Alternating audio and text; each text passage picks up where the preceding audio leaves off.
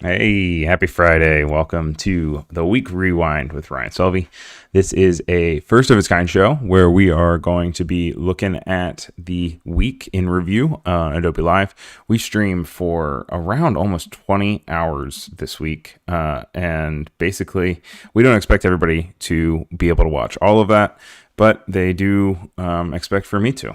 So this is my fun way of being able to do little highlights of some of the schedule of what we had going on this week in the week of Adobe Live of May. What was it? May 26th through the 30th. And just do little highlights. This is by no means comprehensive view of absolutely everything. We had a holiday on Monday, so it actually started on the 27th, but we're going to be going through a bunch of different stuff.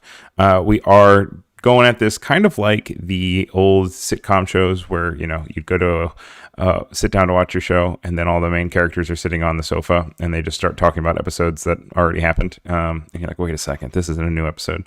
But hopefully, if you're anything like me, sometimes you saw clips in those of episodes you never saw. So not just filler, but hopefully a resource for you.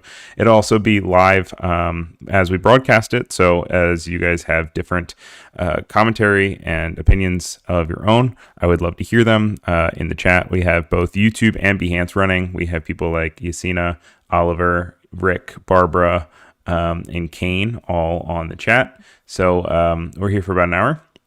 We're going to go through a bunch of different stuff. I did lots of different cut downs for you guys. But I guess we should probably start off with the top of the week. And that was on Tuesday, like I said, and that was on Twitch. We had drawing and painting with Maya. And this was all chat interaction. It's Roxy the Fairy is back. She needs a place to call home. Join Maya live as we dream up and design her magical space in Photoshop. Chat helps decide every creative detail. So she streamed for about 2 hours, and this was on the Twitch channel. We generally are streaming now on Twitch on Mondays and Fridays, but since this was a special week when we had off, she streamed first thing on Tuesday morning, and it was revisiting this Roxy Fairy that they created on a previous stream, and then worked with chat actively to kind of create this fun exterior experience of where she would live. And it was going off of chat interaction, having a man-made object abandoned in nature, moss, mushrooms, trees, and as she worked her way through it, she just drew live and interacted with the audience. Made some really cool stuff. And one of the things that I really wanted to call out here, and I'll show you guys in just 1 second, is she actually ended up uploading this to the Discord, the Adobe Live Discord, which if you guys are not already part of the Adobe Live Discord, make sure you hop on in there. We don't have a channel yet for Week Rewind. We'll see if this is a show that you guys end up liking or if it's a one-time fiasco. But the cool thing here is she was cool enough to upload this to the chat in her Discord channel, which is just under the Draw With Me, and is actually in black and white. This is horrible looking because I have a dark mode going. Oh, it's full screen. That's why you can't see it. But I have dark mode, so you can't see. But you're just going to have to trust me that she has the line art here. So if you want to go and you want to color it in and share it in the chat, I'm sure she'd love to see it. Be nice, relaxing. Oh, that's easier to see. Relaxing kind of weekend activity or something. That's just under the Draw With Me section. And then, we also have all different stuff for all of our other shows. All of our other shows. And, we also got general. So if you just want to hang out, it's a good place to catch up with everybody else. Hello to King Ren and Anna and Kendall, all in the chat. Good to see you guys. Thanks for being here. And we were just going over the first of the show.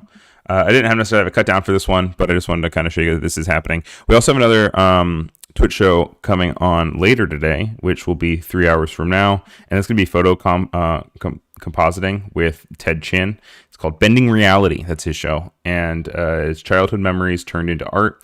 Chat adds to the magic. It says, we're diving into childhood dreams and turning them into visual art live in Photoshop. Tune in as Ted Chin shares a nostalgic memory and builds a composite scene with help from chat. Want to contribute? Drop your dream details in the chat or Discord and help shape the final piece. And speaking of that Discord, one more time, just do one more plug while I have you guys there. If you go into Bending Reality, there's also some really cool artists that are already here and creating some really cool stuff. And he's going to be exploring those and talking about it and integrating it into his stream on the stream today, which you still have time to contribute your own work if you would like.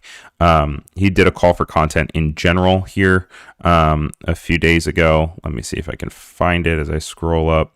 It says, hey guys, I'm looking to give shout outs to artists during my Adobe Twitch live stream this Friday. If you created art in Photoshop, photography, digital art, concept art, etc., please share it in Bending Reality along with your name. Thanks. So you still got time. It's got about 3 hours, and then it'll be a good time. That'll be over on Twitch. But the rest of this show is all going to be on YouTube, and we're going to hop into YouTube. So the first thing that we had actually... wasn't. We had a 3D show with Wes McDermott right after that, which was Skater Design, and he created a skateboard graphic with Project Neo and Illustrator. You should check that out. But the next one that we have up is Making Decisions, and you guys are probably familiar with Making Decisions.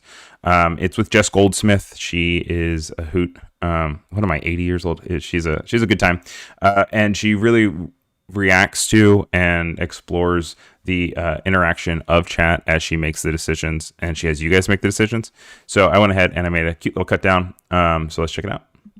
Hello, everybody. Welcome back to Making Decisions. My name is Jess Goldsmith, and this is Ruby. Making Decisions is the show on Adobe Live where design decisions need to be made, but I am not going to be making any of them. You guys are. So we're doing Photoshop speed runs. If you look at the description of this episode, there is a link to download the assets to play along with me. But do not, if you download it, it's free. It's on my website. It's free. Don't open anything yet until I read the rules. Okay. So bossy. The feeling of this show all the time is always very, very hostile, but in the best way possible. It's a really fun crowd. It's always starting off the day on Tuesday. So if you ever need like a pick me up as you kind of get off and get into the creative field, but you also kind of want to laugh, it's a really good time. So the speedruns are going to be in like 10, 15 minutes. Actually, if you guys can drop in the chat if you prefer for me to do this in 10 or 15, I'm going to read the rules that I wrote for myself. First things first. This is meant to be a no-pressure exercise in creativity, learning, and fun in Photoshop. How to. 1. Together, we are going to choose a collateral piece and aesthetic. Then, we're going to choose a primary and secondary font. 3, we're going to choose the design assets from the folders. And the last step is to create and have fun. The rules. Okay, you guys are saying 10 minutes. I'm probably going to do 15, but we'll see. There's another thing. A lot of times she does do Making Decisions, and I see Kendall in the chat saying, I'm going to have to find time to watch this live one day. A lot of times she really does rely on chat, but then there's another part of her where she's like, forget you guys, I'm going to do what I want. I think she actually ends up doing the 10 minutes here, wishing she had done the 15, but everyone had voted for 10. But it's definitely not scientific and clinical to that regard, but it is a lot of fun. Rules are, I only have, or if you're playing along with me, 10 to 15 minutes for each design. I must use all of the assets in the folder and the accompanying color palettes. I may add black and white. I can only add one additional asset of my own. If I choose, I don't have to. I can use Gen Fill or Gen Expand or whatever, any generative stuff, but only twice per design. And then, it must be created in Photoshop because that's what we're doing. And then when you're done, you can tag me at Chick of All Trade, at Women of Type, and then, of course, at Adobe Live.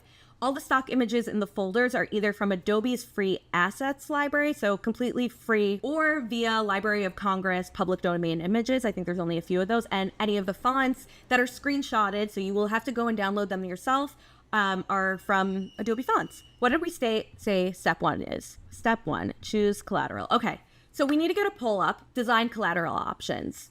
Do you guys want me to create a book cover, a product label, a phone/desktop wallpaper that I can make available for free download after this, or a greeting card? Then we have to choose a theme and aesthetic. I'm going to turn this and we will get, it's the font police. Oh my God, Penny, you're so right. I think for this first one, we're just going to get what we get when we don't get upset. And then we will choose the secondary font. Okay, so let me just make sure this is in the frame. Let's go. Spinning wheel of death. Is it stopping?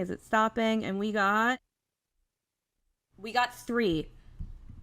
We got Ono Blaze Face, which I would assume is from Ono Type. 13 votes! Amazing, and book cover wins. We need one more poll.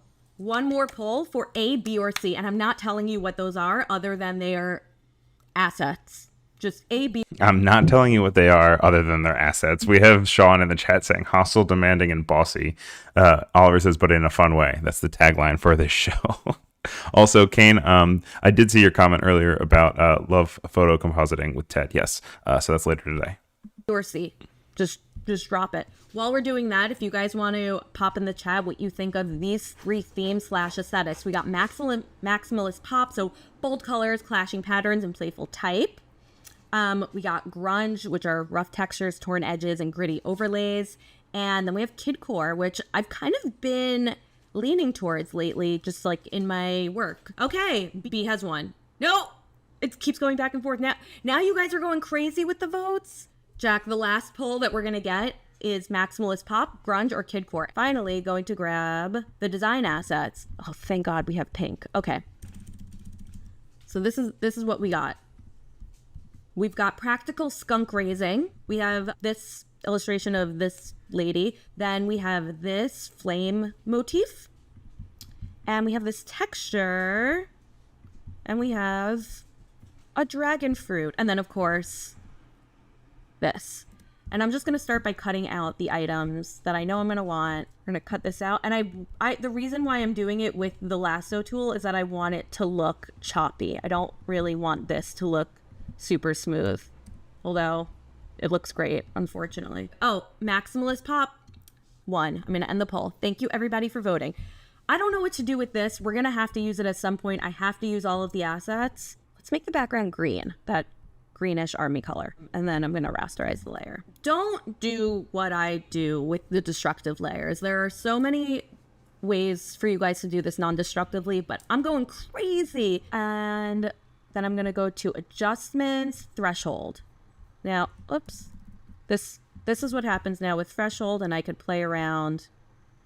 And I really like how that looks. I can do the different modes, which is cool. Let's do select color range. Okay. Adjustments, hue saturation. Honestly, that's close enough for me, and it works. I know how we're going to incorporate the pink. I'm going to grab the pink color, and I'm just going to add the cheeks. Looks amazing. She's gorgeous. And you know what? I'm going to give her some purple eyeshadow as well, because I can. Wow, she's really beautiful. Delete her. Duplicate her. Image, edit, transform, flip. I'm going to keep them both the same color. Alexa, how much time is left?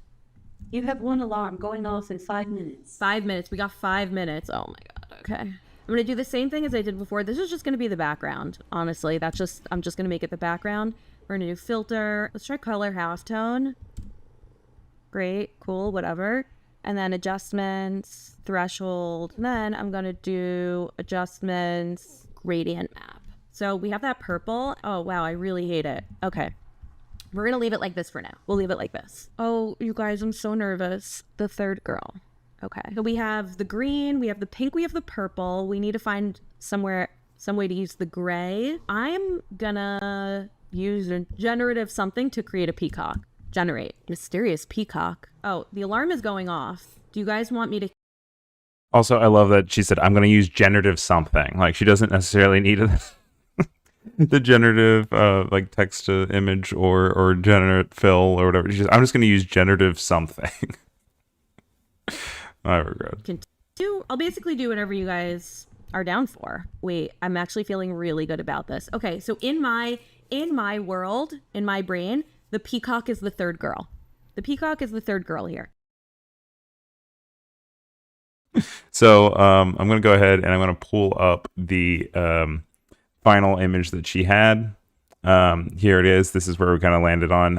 I see that in the chat, Oliver is saying, I particularly loved how she made the whole cover, then asked what the book was actually about. There was also some really good contributions, actually, I think from Penny in the Discord, which under making decisions, Penny ended up submitting one because all of these assets were available. By the way, there is a poll going on over on our YouTube right now, which is saying, did you work alongside Adobe Live this week or do you have to catch up? It looks like it is a little bit of a split. So if you guys have favorite moments also from the show as we are going on, please let us know. I like this one with Penny. The rules of having to involve everything or incorporate all the design assets, I think really good. This is really gross, but I really like it. And she also had shared a little bit earlier as well, but it's just cool to be able to see that using those assets and get very different results, but also very similar in some senses. It was really cool to see. But yeah, so that's also going to be happening again on Tuesday at 9 a.m. Pacific, 12 o'clock Eastern. So if you want to catch it live, like Kendall's saying in the chat, that's definitely something that you can do. And it will be a new episode on Tuesday. Right after that, we had the art licensing lab. And while this one was really, really fun, this next one is very, very informative. I did only a portion of it. So I definitely highly suggest that if it's something that really piques your interest here, that it's something that maybe you hop into and you watch the whole thing. It was actually so popular while it was happening that everyone in chat voted for them to continue it and move on to the next one. So let's check it out.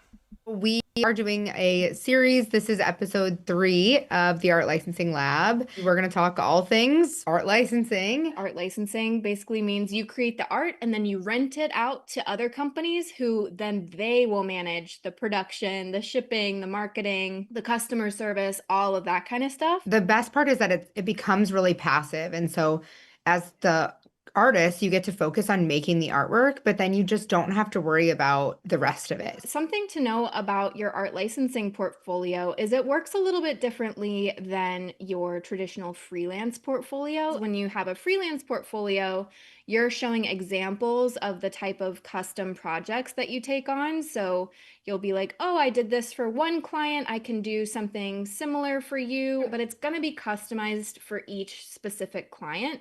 And art licensing is completely different because you're actually pre-making the art and putting it into your portfolio ahead of time. And then the buyers are looking at that portfolio and picking things out as is and saying, I want to take this and I want to put it on my product. I'm going to wrap it around a water bottle, or I'm going to put it on curtains, or I'm going to put it on bedding, or I'm going to use it as a graphic on a t-shirt. So we use this analogy of your portfolio as like a menu in a restaurant. Because in a restaurant, you come in and you open the menu and you see the options of the things that the chef has already prepared that you can order off of. And maybe occasionally you'll be like, oh, I have a dietary restriction. Can you change this little aspect of this dish for me? And that happens a lot in licensing too, where they'll be like, oh, I love this design. Can you massage this color palette or something like that? You're making art and then it exists in your portfolio. So you're not often working for a client who's giving you the client brief. And for some people that can be really, really challenging. But like, if you sit down to make something, are you like, oh my God, what should I make? Like, you have so many ideas, but you just don't know where to start. That's the thing that I think people get the most stuck with. And they spend so much time creating things that are like for Instagram. And then they're like, oh, this actually doesn't make any sense for a product. And so keep in mind that the people who you're going to work with, the potential clients, own product-based businesses, and they're looking for anything to help sell their product. So you want to make art that will work well on several different types of products. Allison is saying anything for print, essentially. Literally anything for print. Anything that has a surface, any kind of product that has a place where you could fit art conceivably. Right. That's a potential art licensing spot. I'm actually going to go to the second question first because it's how many pieces you put in your portfolio. Okay. We always say, like, my portfolio has over 400 pieces in it. That took me like 5 years to build. You don't need... When she originally said that, I thought she was going to be like, yeah, so you just need a few hundred. And I got really, really nervous. 500 pieces. Eventually, one day you'll have 500 pieces because they never go away unless they're fully like sold to a client, which is a little bit more rare. But we always say start with 15 to 30 because that number will give your client that you reach out to enough to see your work and like see the options and ideally pick more than one piece to license. And so just remember that your portfolio will only grow bigger because you'll just keep adding to it and it rarely shrinks. And so not one piece in there should be like the holy grail. If you have a piece that you feel like this is the best thing I've ever done, I wouldn't suggest selling it as a full buyout. I would suggest really, really trying to get a license because you want to like get more life out of it. But again, it's like if they're like, here's $200,000 for a full buyout, and you're like, okay, fine. Like, it's a case by case. We have a really good Yeah. question for Monica. Monica is asking, do you update the pieces after they've been licensed with like the real product photos or a list of the history of its licenses? Our licensing portfolios are basically a one-page site on our website, and it has all low-res JPEGs of what is available. And we have just a few mock-ups. We rarely use mock-ups on our actual licensing portfolio page because typically a client comes in and they're like, I'm looking for art for water bottles. They don't need to see it mocked up on a sleeping bag. They like are coming in with the knowledge of how something will translate. And I thought that actually, I'm pausing here real quick because this also really stood out to me. The fact that they were like, we're not gonna invade the mind of our client with a mock-up. We want them to be able to. It is very different from the idea of like how you would be going at a client and trying to sell it to a client, which really surprised me. But I also can see how it's like, yeah, they know what they're coming for. They don't necessarily need to see it on a water bottle if they want it on a sleeping bag. they sort of have an idea of what they're looking for. We put like a couple mock-ups maybe at the top or on our website in other places. And then the rest of that entire page is tiny low-res JPEGs of our artwork that just like are divided by category. So when a piece is licensed, you can leave it on your website as long as you know the terms so that if another client wants to license it, you can just say to them, it's licensed, it'll be available this date. Monica's a question about Yeah. like how difficult is it to find your first art licensing opportunity and where do beginners need to look? Your first licensing gig will probably come one of two ways. It'll either come from you sharing work that makes sense for licensing, or it will come from you doing outreach. And so outreach is literally like the modern day cold calling, which is, we're not actually calling someone on the telephone. Outreach is something that has booked Katie and I like hundreds and thousands of dollars of work over the years. And we have a template. We find someone maybe on LinkedIn or find someone if we go shopping and we see a brand that we really want to work with. We'll do some like light research and we send outreach emails every month to people who we want to work with. And we send outreach emails. And first, we always lead with human connection. That's what people want. That's a big call out. I feel like there's so much that I learned after school, and a big thing after school that I learned was like your portfolio can be really impressive, but if you are not a human or if you're not like easy to work with, like that is going to completely wipe out everything else. Like number one, above absolutely everything else, you could draw with crayons and you're more likely to get the job if you have human connections and you're actually like nice to people. Oftentimes get the job because you made a connection, not because you're the best artist in the world. Like that's not a thing. And so we'll send an email that says like why we like the brand, a little bit about ourselves, and then asking for an opportunity to chat with them or learn more about licensing with them. And then we'll share very low res JPEGs, maybe like 3 to 6 that fit in the email, like not a Google Drive link, like not some crazy PDF that they need to download and open, but just like a couple of JPEGs that say, I pulled these from my portfolio that I think will be a good fit for you. Let me know if you want to see more. And then of course, we also link to our website. Yeah, so that is loaded with information. That's not even everything that was broken down. That was just kind of the tip of the iceberg. I liked that last piece. That was really important because I know a lot of people do have these really crazy websites or they have like really crazy PDFs where they send that to clients and they are looking to get people to kind of check out their work. But I think it's a really good tip to just have something that you can just attach like a few JPEGs and say, this is where I really think it fits. Over on YouTube, Adara has joined the chat. So make sure you guys go over and say hello to her because it's actually who we're going to be going over to next. Also, I see people are voting in the chat some more. We are at 50% right down the middle. You guys love to divide things up and keep it right down the middle. But apparently 50% of you have already done work along with Adobe Live this week, and 50% of you got to catch up. Hello also Umacorn, who walked in, and Bay as well. Good to have you guys. But as promised, next up, and look, I'm also like in front of your face. I'm sorry that I'm in front of your face. I need to like hide myself here. But how do I get rid of myself? Here I am. We have the kaleidoscope effect with Idara, which was the Photoshop challenge. It was the end of the 4-week long challenges that happen on Adobe Live on Tuesdays. This one was at 12:30 p.m. Pacific, which would be 3:30 Eastern. And it says, challenge, ready to take your photos to the next level. Join photographer Adara Ekpo as she breaks down how to create a kaleidoscope style portrait using Photoshop. So let's go ahead and check it out. Hello, my dear friends. Welcome back to another Adobe Live Photoshop Creative Challenge. I am your host today, Idara. And today we are going to be working on a portrait that you all will have access to. Val is going to drop the starter file in the chat. We are going to be doing like this kind of like kaleidoscope effect. Go ahead and get started. It is a portrait that I took towards the end of last year and was going for like this like vintage vibe. I was obviously the photographer, but I was also the stylist. Y'all, I'm pretty proud of myself for the styling I did here. I really want to. I thought that was really cool. And also, I think that would also be a really interesting thing to kind of focus in on later as part of photographer too, is to learn what it takes to be a stylist and also what that entails into kind of what that all the different roles of a photography set. It goes beyond just somebody with a camera. You know, you have lighting, you have someone with makeup, you have stylists. So that would also be really interesting to explore one time. But that's beyond the point. Create like a kaleidoscope effect. I feel like it has a vintage vibe already. I feel like I can kind of clone her face around and play around with the colors and see what we can get. So we're going to be utilizing the clone stamp tool today. But before we do that, I do want to go ahead and just make some slight adjustments. I want to kind of like neutralize her skin a little bit. It was like really red.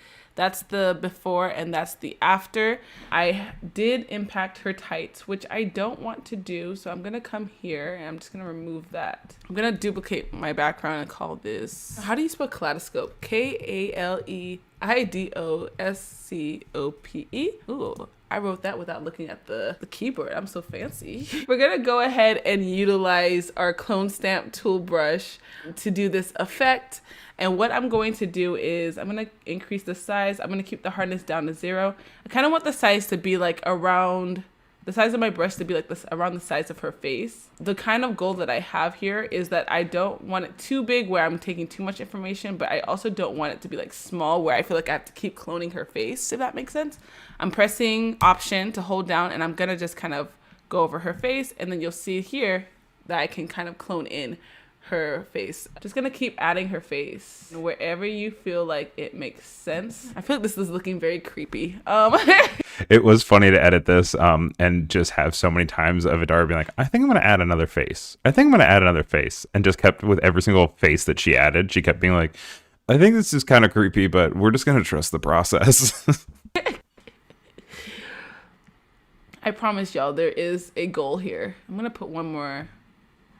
I feel like I should have put this one down here, but I'm gonna put one more like down here. I'm gonna come and get some of her hair here too. Okay, and then I'm gonna come in with my eraser tool, and the areas that I feel like are overlapping that I don't want to have overlap, I'm just gonna clean those up. I also want to say that like my goal for the creative challenges this month were to play around with portraits. As photographers, I feel like we don't get super creative with our portraits. I could have just let this be the image itself, but then I was like, you know what could we do to just make it a little bit more fun?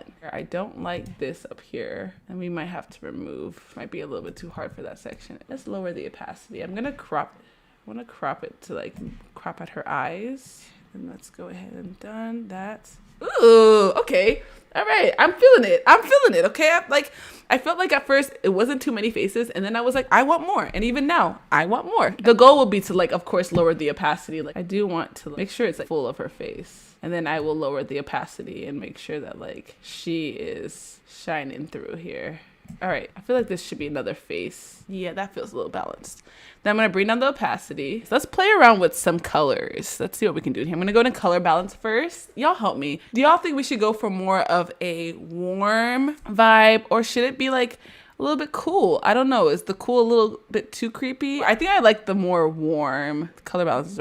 I'm really glad that you ended up going with the warm, by the way. I think the blue was too much. It felt too sterile. It felt like a horror film. Already on there. Let's go to some hue and sat. Let's make a global hue and sat and see what we can get here. I don't want to do too much because obviously like still her skin. It's giving Foxy 1973. That's what I'm talking about. I know that's right. I'm gonna go to my selective color and let's see what we can do with our whites. There are some whites in there. I really want it to give that like vintage kind of vibe. All right, then I'm gonna go into blacks. I feel like this is really gonna do something for our image right now. I think I kind of like it. I'm gonna bring down the opacity just a wee bit. Y'all, I mean, she's different. She's different, right? So I kind of want this kaleidoscope effect to be behind my subject. I feel like it's a little bit too much, right? Value. So I'm gonna duplicate my original layer here. This is gonna be the layer we're gonna use to bring our subject to the front of that kaleidoscope thing, right? So I'm gonna Command-Shift-I, delete the background, and then we just have our subject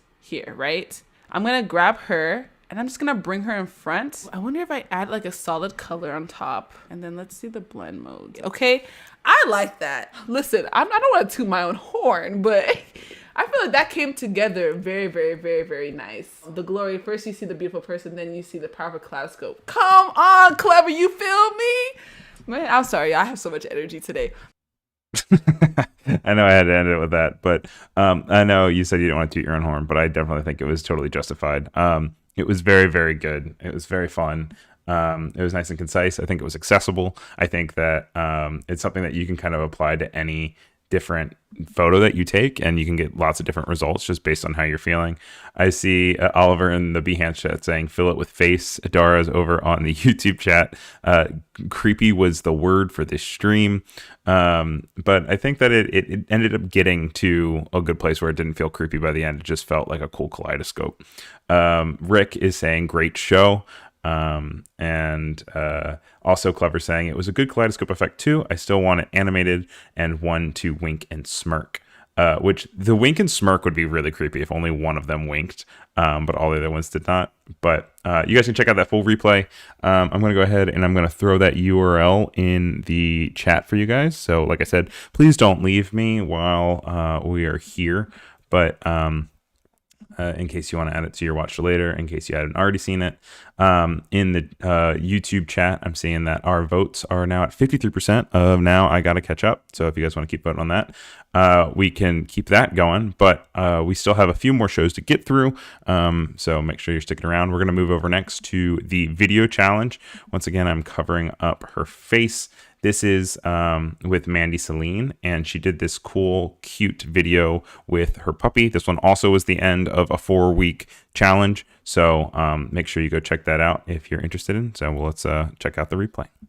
I'm Mandy Celine, and I'm a director and editor. Today, we are going to do some captioning. We're going to talk about styles, and we're going to customize our captions. We're going to go through auto reframe. We're going to go through some export settings. Shall we dip into Premiere Pro? We're going to create captions. To start creating our captions, we want to make sure we have the text panel, which should be open right up here. We're going to go to this CC button over here, and we're going to click subtitle default down here. We're going to open this up, expand it up, and really look, because I think the devil's in the details here, because I'm quite picky with how I like my subtitles to look. For example, many people like 2 lines. I like a single line. We don't want any gaps between captions, and we want a minimum duration of seconds. I'm going to put this quite low. And maximum characters, I don't like a lot of characters. Let's do 25 to 30. And then we're just going to simply create captions. It's actually that fast because we already transcribed it, right? And now all our captions have appeared up here. This is what they look like so far. Meet Juno, a 6-month-old entrepreneur with a passive income via mom and dad. He will work for snacks, no questions asked. Some dogs chase dreams. Juno chases balls. When he's not chasing those balls, he's a full-time cuddle consultant. Warning, prolonged phone use may result in passive-aggressive stares. give Juno his 15 minutes of fame, drop him a DM. He'll be waiting. Okay, there's a couple of spelling mistakes, but we're going to fix those very quickly. So let's go drop a DM, solved. He has 15 minutes of fame, Juno. That is an interesting spelling. Otherwise, my captions are correct now, so that was simple enough. But I really don't like how they look. To fix those, we're going to have to go to the Properties tab. So this is where we can now style everything up. Let's go to a nicer font. Montserrat? I was calling this something completely different for years, and it's because I'm dyslexic. I never fully read it. Let's go with bold. Let's make this 50, just a little bigger. I actually have one pet peeve. I hate subtitles that are below this inner box. That inner box is the graphic safe box. Every graphic in there will be seen. Every graphic outside of it may not be seen. And if this, I think it's a really good call out. She says it's a pet peeve, but I really think it's just actually, honestly, just kind of industry standard. Just the idea that you should be focused on accessibility, and you should focus on the fact that like it might be repurposed somewhere else, and you want to make sure that it is all equally visible, especially if you're doing subtitles. was for YouTube. The really unfortunate thing is if someone's pausing the video to like read your captions, if you want to make this accessible, you want to move them into that box there. It's a little higher, but the idea is that they're accessible. And appearance, what color do we want to make them? Let's go stick with white and black. White and black is, classic. And I don't want a shadow. And then we can choose here to have it on the outside line, inner, or center. I actually like center, and it allows me to go a bit chunkier with it, which is quite good. So maybe these are my favorite captions. And I want my work to look super consistent every single time. And you know what? These aren't my favorite captions. I'm just going to make them yellow. I do like a yellow caption. I want these to be across the entire timeline, because right now I've only changed the first one. I haven't changed the rest. I'm going to come up to track style up here, and there's this button called redefine style. And when you click that, it's going to push all the work you've done to all the captions across the track. So up here, there's track style. And clearly I don't have any track styles right now, but if I click this plus icon up here and click create style, I can call this the Juno. Save to local style, so it'll always be there if I wanted it to be, but I don't for the case of this, and save to project. And now you'll notice it's here. And actually, if I put this in a project template, it would be there every single edit. Meet Juno, a 6-month-old entrepreneur with a passive income. Actually, this is like near perfect. He will work for snacks. I actually don't need to change a single clip. So I built in time being like, I'll show you the clips that are wrong. It got it all right. That is literally, so the video, I would say, is finished. Oh, actually, before we go to exporting, if you're ever wondering if Adobe has social media templates, and it does, where should you find them? You can go to File, New, Project, and then click on this template thing and really look at the social media template project. And you can make your own templates as well and add them, so you can open up assets inside your project that you want every single time. But the social media template has all of these in it. You see this? There is basically an overlay here that you can also click this and bring it over here. I'm just going to put this on top. You see how this template is showing me what's going to be cut off, what's going to be covered, where the buttons are, where I can potentially put captions. The social templates are so cool, and no one seems to know about them. I think it's a really great call out. I'm actually going to switch up the poll here on YouTube for you guys. And I want to know if anyone in chat, I'm going to say, did you know Premiere had built-in social media templates? And I'm interested to see if you guys knew that was a thing, or if that's just a great tip. I didn't know for the longest time, and then now that I do, I love being able to use it and bring it into it. Oliver's saying, I know about them. That's because Oliver knows everything. We are on limited time. The time is flying. But let's go and hop into branding class, which happened on Wednesday at the top of the day. This was with Ryan Hamrick. It said, fresh off a weekend filled with graduation ceremonies, Ryan will share more of design work created not just for each of the district's 6 high school programs, but also extended for use throughout the events themselves on the area's screens. Then he will quickly move into demonstrating his process for redrawing an intricately swatched cartouche lettering piece in vector with Adobe Illustrator, using his candidates for graduation lettering that never had time to make it past iPad sketch phase before the programs needed to be ready for print. And so this is another part of the 4th series that we have going until the end of June. And let's go and hop right into it.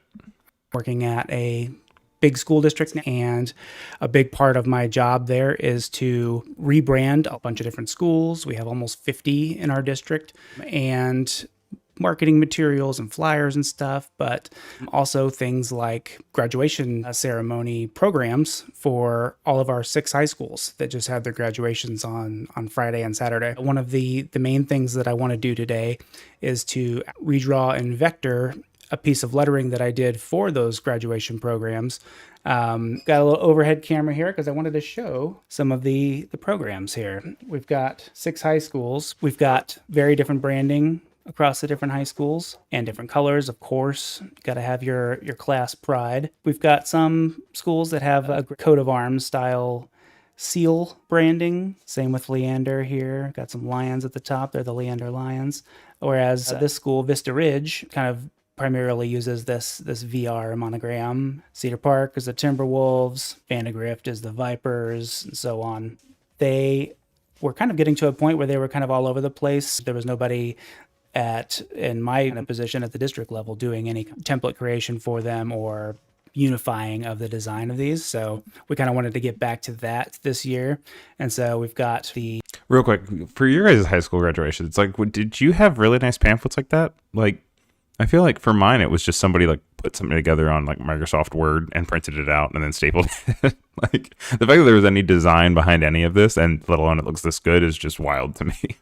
Compass Rose from the Leander ISD branding, the spelled out name of the districts. You've got all these different elements that are shared among them and just kind of set in school colors. This pattern that I made, inspired by the sort of Japanese patterns that are typically based on like a kind of a 6-pointed star, if you will, inside. You've got that class of 2025 lettering that I did as well. But then here is the lettering that we're going to be recreating today. I did the iPad sketch of this and turned out to be cleaned up enough to use for the programs. And I brought it in and put it in there as a placeholder until I could recreate it in vector.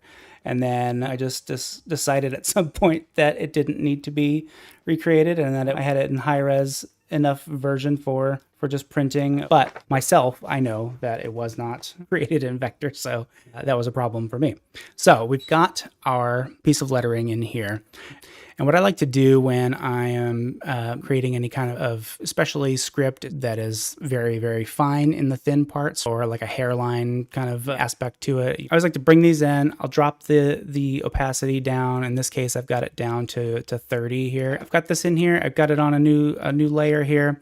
Then I'll lock that. I think it's generally a good practice when doing lettering to create some guides for yourself as a frame of reference rather than a strict thing that I'm trying to align everything to. I'll go ahead and show my rulers here. And I'll just drag one down. This N is actually the only non-round shape on this whole word at the bottom. So we'll go ahead and align that guide with that bottom of that N there. And then we'll grab another one and we'll do the same thing kind of with this A, but then it also kind of, because I drew this with guidelines, these guys already are lined up. So now what I want to do, instead of just dragging down guides to the other word and lining them up with these guys here, grab these top ones and kind of duplicate them. I don't have guides unlocked. I'll do Command Option : which will unlock those. There we go.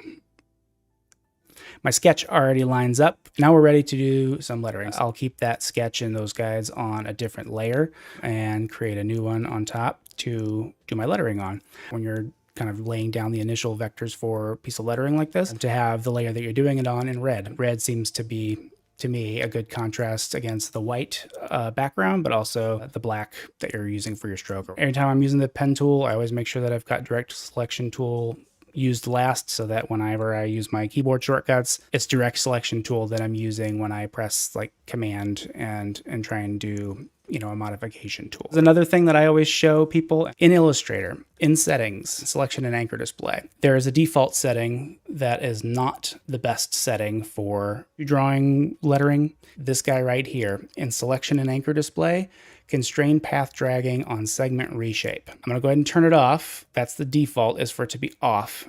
And I'm going to show you a quick example of what that looks like. So if I'm drawing this C, for instance, right? If I go ahead and do this here, and then I go with the second thing, and I kind of like lock it at a perfect horizontal there. I got my points placed where I want and at the angles that I want. I like to hold command to activate my direct selection tool. And I like to drag this path there. Now, we see that when I've done that, it turned my handles and their orientation. And this is how I learned this actually from watching this stream. This is what the default is, and this has always driven me crazy. Which then kind of bowed out this curve at both of those ends, and that is not what I want. I set those angles of those Bezier handles to be exactly what I wanted. Let's go to settings. Go back to selection and anchor display. So I will now check that box, constrain path dragging on segment reshape. And this is such a fundamentally different way of using the pen tool. What I'm going to do now is I'm going to undo. If I hold command and I drag this segment, I can put it into place, and those handles do not change their angle and they're constrained. Yeah, so I think that's a big deal. Definitely something that I'm updating on my Illustrator now. Back in the Behance chat, I'm seeing that Cody says that she was the yearbook editor for 3 of 4 years of high school. Did a lot of our graphic design for things, but not the graduation programs. Oliver said only universities have proper graduation here and never went to uni, so never experienced it. We'll have one for you later. We'll do an Adobe Live Oliver graduation.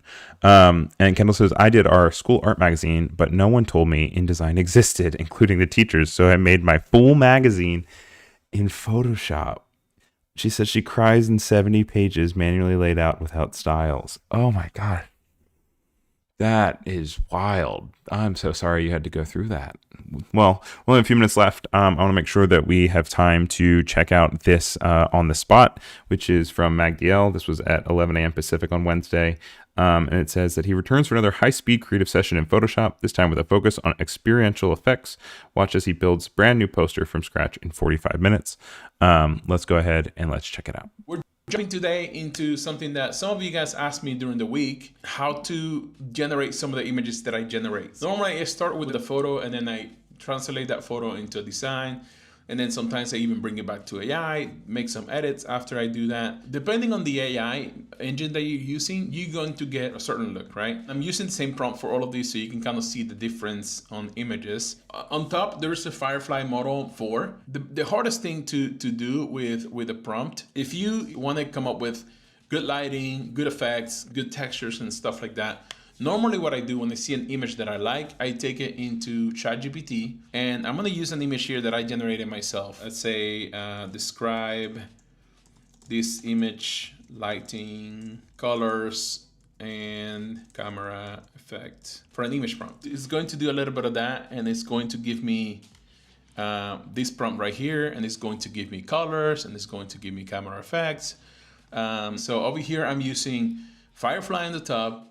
I'm using ChatGPT through the Firefly model, which you can change here if you guys didn't know. Here's Firefly Ultra. So the Ultra is pretty similar to 4, but the Ultra gives you less of a stock look and more of a realistic kind of look, right? You can always test them to see what gives you what. I'm going to add this brand new image that we created. And then let's create something today. First of all, let's remove background. Always like doing that. I do want to maybe keep the shadow. Okay, let's add a layer over here. This image has a lot of space in the face, has glasses on, so maybe we can do some cool mix with AI, Android AI. This gets gross so quickly, I just want to warn you. One thing that I like to do, and this is totally not necessary, but I feel like it helps the AI stuff a little bit more. I like to do a black and white on on the image that accentuates the thing that I want the AI to notice the most. Because my thinking here is that I want to go take this into Firefly and then ask it to do some things on top of it. So I want all this texture for the hair to be very visible, and I want all these things to be easy to detect. I'm gonna save it as JPEG, and then we're gonna go back into Firefly. Let's generate some materials. What do we want to see on this face, guys? I'm thinking that we can mix something with the texture of the face. I need some suggestions out there, guys. Lizard skin. I like that. Yeah, that's what I mean. Kind of like a lizard skin, or like fish. What is it called? I don't know the name of it. That's what it was. Okay, that's not bad. So maybe we can grab this one. Let's use it as a style reference, and then it'll automatically go here. And then let's use a composition reference. We're gonna use our image. Let's change the prompt to be on skin. I have like taken the image and being super close to it. Okay, let's download this one. The cool thing about this is that if we go into Photoshop and we throw it inside of Photoshop, it should perfectly line up with our image. So now if we go in and we throw even some effects like this, we got something there that we can start working with. What I did is that I apply a mask to it, and then now I'm going to be like painting the mask back into it. So Frank is saying that if we create like a material circle, sphere, then when we apply it to the model, it's going to look better. Frank is saying, okay, generate an image, and then now let's use these. Let's use this one, for example, as the style reference. And then inside of the composition, then we add our model. Let's put it in there. Boom, boom. Strength all the way up. Okay, it's making like a helmet. It's kind of crazy. It did do a better job actually doing it in the skin, right? This one might work because we can grab the scales from the face into Photoshop. Okay, look at this. This is kind of what we wanted. This is pretty scary though. I do not like it, but I like it. Let's see. Let's add a... Oof, this is so gross. Guys, this is so gross. Make it black again, do the flow all the way down, and then you start painting the stuff back into it. It's all about subtleties, right? It's all about subtleties. You can turn off the mask so you can see a little bit more detail where the detail is. Really quickly do like a blur effect. Blur effect always saves you when you don't know what the heck you're doing. Just throw a path blur effect into this and, you know, call it a day. Next week, I want to walk you guys through 3 effects, which I kind of did one today, but these 3 effects are something that you can do really quickly to make something exciting. This pixel sorting, which was really popular when I first started doing posters in 2018. And then, you know, motion blur mixed with some blending modes. And then we have liquify that I want to walk you through. So make sure you guys check that out. Next week, that'll actually be on Friday for him. He's normally on Wednesdays, but he's going to be on a Friday. It's going to be, what time? It's going to be at 11 a.m. And so he'll be doing 3 techniques to instantly level up your posters, which is really cool. I thought his call out with using a style reference as a sphere that was mentioned by Frank was really good. Hello to Megan and Paco. Great to have you guys here. And then, yeah, unfortunately, I mean, there's so much more we could go through. I had some other things that we had cut downs of, but we just ran out of time. So good to know for next time. But also there was a whole day of some really great in-studio stuff yesterday that is definitely worth checking out. It had Nick Longo. I know that Jess was in there again. It also had a really cool board game section. It had Chris Porter. And then at the end of the day, we had Maria Altoff. And she was doing 3 ways to turn testimonials into trust-building Instagram content to multiply your content. So make sure you check those all out. We also have Twitch stream later today. As I was mentioning, Ted Chin at 12 o'clock Pacific, which will be 3 o'clock Eastern. And that's definitely something to check out. And then also remember, you can submit to Discord on the Bending Reality channel if you want to have stuff included. Thank you guys again. Let us know if this is something that was interesting, especially if you're watching it as a replay or anything. Please put it in the comments that this is something that you're interested in seeing. Otherwise, maybe not. We're just testing it out, see what works, what doesn't work. But thank you everyone who tuned in, and I am glad to hear that the majority of you knew that Premiere had built-in social tools. But yeah, thank you guys so much. Take care, and have a great weekend. Like I said, we are offline for YouTube for the rest of the day, but just in a few hours, check out Tension's Bending Reality. Thanks, guys, and see you soon.